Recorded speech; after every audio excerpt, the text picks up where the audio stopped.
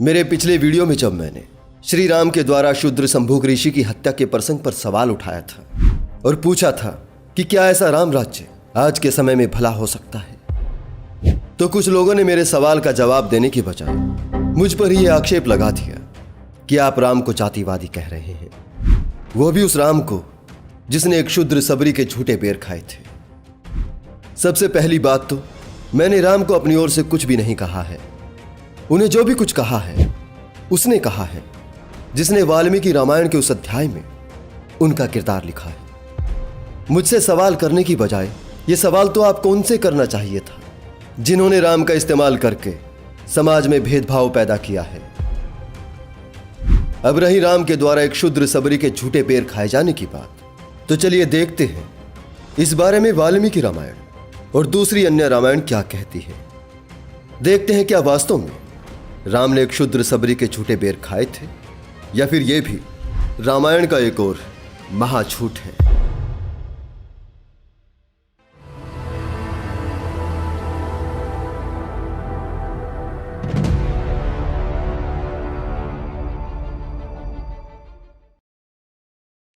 वाल्मीकि रामायण अरण्य कांड के 67वें सर्ग में राम और लक्ष्मण की भेंट कंबंद से होती है, जो कि स्थूलशिरा नामक ऋषि के शाप से एक राक्षस बन गया था। वो राम को अपनी सदगति का उपाय बताता है, जिसके अनुसार राम और लक्ष्मण एक गर्त बनाकर लकड़ों का संचय करके उसका दाह कर देते हैं। कंबंद गंधर्व के रूप में प्रकट हो जाता है। वो राम को बताता है कि पंपा सरोवर के किनारे चलते चलते उन्हें शबरी का आश्रम मिलेगा। शबरी के आश्रम से सुग्रीव के निवास का रास्ता भी गंधर्व उन्हें बताता है। आगे 74वें सर्ग में राम की शबरी से भेंट का वर्णन मिलता है। उसके बाद राजकुमार श्री राम और लक्ष्मण कंबंद के बताए हुए पंपा सरोवर के मार्ग का आश्रय ले पश्चिम दिशा की ओर चलती है। दोनों भाई श्री राम और लक्ष्मण पर्वतों पर फैले हुए बहुत से वृक्षों को जो फूल फल और मधु से संपन्न थे देखते हुए सुग्रीव से मिलने के लिए आगे बढ़े। रात में एक पर्वत शिखर पर निवास करके रघुकुल का आनंद बढ़ाने वाले वे दोनों रघुवंशी बंधु पंपा सरोवर के पश्चिम तट पर जा पहुंचे। पंपा नामक पुष्करिणी के पश्चिम तट पर पहुंचकर उन दोनों भाइयों ने वहां शबरी का रमणीय आश्रम देखा। उसकी शोभा निहारते हुए वे दोनों भाई बहुसंख्यक वृक्षों से घिरे हुए उस सुरम्य आश्रम पर जाकर शबरी से मिले। शबरी सिद्ध तपस्विनी थी। उन दोनों भाइयों को आश्रम पर आया देख वह हाथ जोड़कर खड़ी हो गई तथा उसने बुद्धिमान श्री राम और लक्ष्मण के चरणों में प्रणाम किया। फिर पाद अर्घ और आचमनी आदि सब सामग्री समर्पित की और विधिवत उनका सत्कार किया। यहां शबरी को श्रावणी, सिद्धा और तपस्विनी कहा गया है, लेकिन यहां उनकी जाति नहीं बताई गई है। उसके बारे में इतना ही लिखा है कि मुनि मतंग की सेवा करती थी, पर अपने तपोबल से सिद्धा और तपस्विनी के रूप में जानी जाती थी। राम और लक्ष्मण को आया देखकर उठी और उनके पैर पकड़ लिए। राम इस सिद्धा तपस्विनी शबरी से पूछते हैं कि आपकी तपस्या कैसी चल रही है, तप में कोई विघ्न तो नहीं है। शबरी बताती है कि मैं आपकी प्रतीक्षा करती रही हूं। मैंने आपके लिए इस पंपा सरोवर के किनारे उगने वाली वन की अनेक वस्तुएं एकत्र कर रखी है। इसके बाद वाल्मीकि रामायण में लिखा है, शबरी ने वो वन दोनों भाइयों को दिखाया। उसने कहा कि ये मतंग वन है। शबरी ने अपने वन में लगाए हुए तरह तरह के फूल उन्हें अर्पित किए। इस बात का मात्र एक पंक्ति में जिक्र वाल्मीकि रामायण में हुआ है। राम ने शबरी के दिए हुए फल खाए। शबरी ने चुन चुन कर या चक चक कर उन्हें वो फल खिलाए, ऐसा कुछ कहीं भी नहीं लिखा है। राम को सुग्रीव के निवास का रास्ता बताकर शबरी उनसे विदा लेती है और जलती हुई चिता में प्रवेश करके देह का त्याग कर स्वर्गवासी हो जाती है।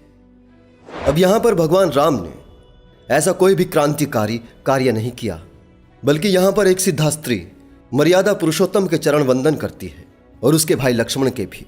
लेकिन जहां कहीं भी किसी ब्राह्मण ऋषि से श्री राम की भेंट होती है, वहां श्री राम और लक्ष्मण उनके आगे लोटपोट हो जाते हैं। यहां राम शबरी के भगवान बना दिए गए हैं और जहां भी उनके सामने कोई ब्राह्मण आता है तो राम ब्राह्मण के भक्त दिखाए जाते हैं। अब मूल सवाल पर आते हैं। जैसा कि दावा किया गया था कि श्री राम ने शबरी के झूठे बेर खाए थे, तो यह बात वाल्मीकि रामायण से झूठ साबित होती है। शबरी के द्वारा राम को बेर खिलाने या झूठे बेर खिलाने का कोई प्रसंग वाल्मीकि रामायण में नहीं है। और वाल्मीकि रामायण ही नहीं, ये बात अध्यात्म रामायण में भी नहीं है। अरण्य कांड के 10वें सर्ग में शबरी का जिक्र आता है, लेकिन उसमें भी केवल शबरी फूलों तथा सुगंधित अनुलेप से राम के चरणों की पूजा कर आतिथ्य करती है और भक्ति भाव से उन्हें अपना वृतांत सुनाती है।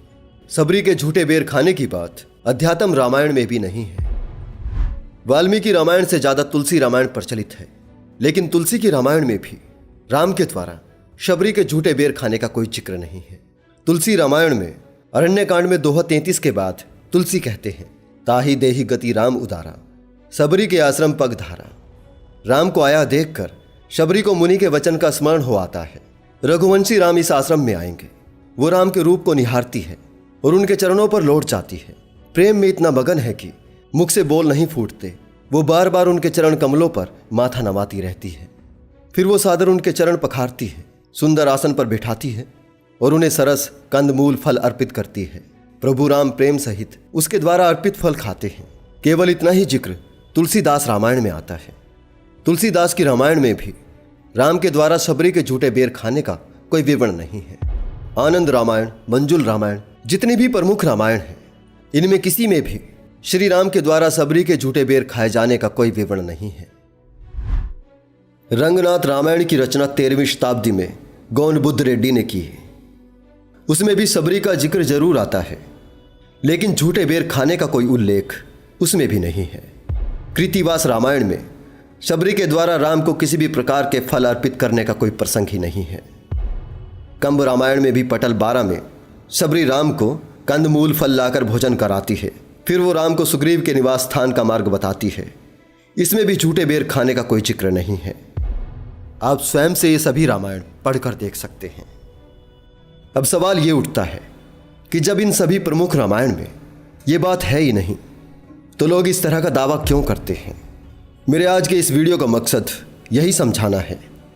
राम के द्वारा झूठे बेर खाने का वर्णन सिर्फ आपको सूर सागर में मिलेगा, जिसे सूरदास ने लिखा है, जो कि एक गीतावली है।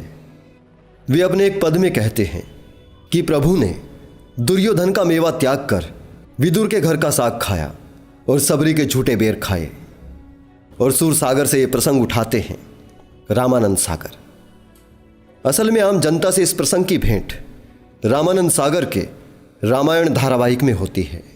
लेकिन रामायण धारावाहिक की शुरुआत में यह घोषणा रहती है कि यह धारावाहिक वाल्मीकि रामायण, तुलसी के रामचरितमानस, रंगनाथ रामायण, कंब रामायण और कृतिवास रामायण, इन 5 रामायणों पर आधारित है। जबकि इन सभी रामायणों में शबरी के द्वारा राम को बेर खिलाने या झूठे बेर खिलाने का कोई प्रसंग ही नहीं है। रामानंद सागर आपको भक्ति भाव से भरा हुआ ये झूठा सीन दिखाते हैं और आप इसे फैक्ट मान लेते हैं। धर्म के बारे में अगर कोई भी बात अलंकार देने के लिए कही गई है तो वो फैक्ट नहीं होती, वो सच नहीं होती। सच्चाई तलाशने में मेहनत लगती है, बहुत कुछ खंगालना पड़ता है। सुनी सुनाई बातों को यहाँ गपोड़ देना बहुत आसान होता है। आपके धर्म का कोई एक प्रसंग या कोई एक धर्म ग्रंथ आपका धर्म नहीं है। सैकड़ों ग्रंथों का आपस में घटाघोप ही हिंदू धर्म है। और धर्म की हकीकत वही है जिसका रिफ्लेक्शन आपको समाज में देखने को मिलता है।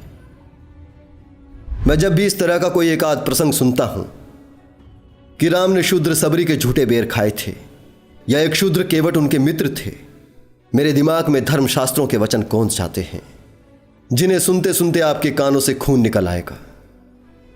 हिंदू धर्म ग्रंथों का कथन है कि शूद्र से स्पर्श हो जाने पर उच्च जाति का हिंदू अपवित्र हो जाता है, अतः उसकी छाया तक से दूर रहना चाहिए। संवर्त स्मृति में कहा गया है कि भंगी पतित मुर्दा अत्यंत मासिक धर्म वाली स्त्री और 10 दिन के भीतर सूती का स्त्री यानी जच्चा का स्पर्श करने मात्र से अपवित्र हो जाता है, अतः वस्त्रों सहित स्नान करें। शूद्रों को देखकर भी उच्च जातीय हिंदू अपवित्र हो जाते हैं, ऐसा धर्मशास्त्रीय विधान है। पराशर स्मृति में कहा गया है, भंगी या चांडाल को देखकर सूर्य के दर्शन करें, तब शुद्धि होती है। शूद्र को छूने से न सिर्फ उच्च जातीय हिंदू अपवित्र होते हैं, बल्कि उनके देवता तक इससे नहीं बच पाते। वृद्ध हरित स्मृति में कहा गया है। पराशर का कथन है कि भंगी द्वारा बनवाई हुई बावड़ी आदि से यदि कोई ब्राह्मण आदि अज्ञान से जल पी ले तो वो 24 घंटे उपवास करने के बाद शुद्ध होता है। भंगी के बर्तन का जिस कुएं से स्पर्श होता है, उस कुएं का जल यदि कोई पी ले तो वो 3 दिन रात तक गोमूत्र पान और गोमूत्र में भीगे हुए जौ का भक्षण कर शुद्ध होता है। शूद्रों को जप होम करने पर भी मृत्युदंड दिए जाने का धर्मशास्त्रीय आदेश है। अत्रि का कथन है कि राजा को चाहिए कि वो जप होम करने वाले शूद्र का वध कर दे, नहीं तो उसका राज्य ऐसे नष्ट हो जाएगा जैसे पानी से आग नष्ट हो जाती है। धर्मशास्त्रों में शूद्रों को मारना मेंढक, कौवे, उल्लू को मारने के समान है। मनु का कथन है, बिल्ली, नेवला, नीलकंठ, मेंढक, कुत्ता, गोह, उल्लू और कौवा, इनमें से किसी को मारकर शूद्र हत्या करने पर किए जाने वाला व्रत करें। ऐसे हजारों संदेश आपके धर्म ग्रंथों में मिलते हैं और इन्हीं का रिफ्लेक्शन हमारे समाज में देखने को मिलता है। इन धर्म ग्रंथों की लीपापोती करने की बजाय इन्हें बहिष्कृत करने की जरूरत है। तभी हम समानता और मानवता आधारित एक बेहतर समाज बना सकते हैं।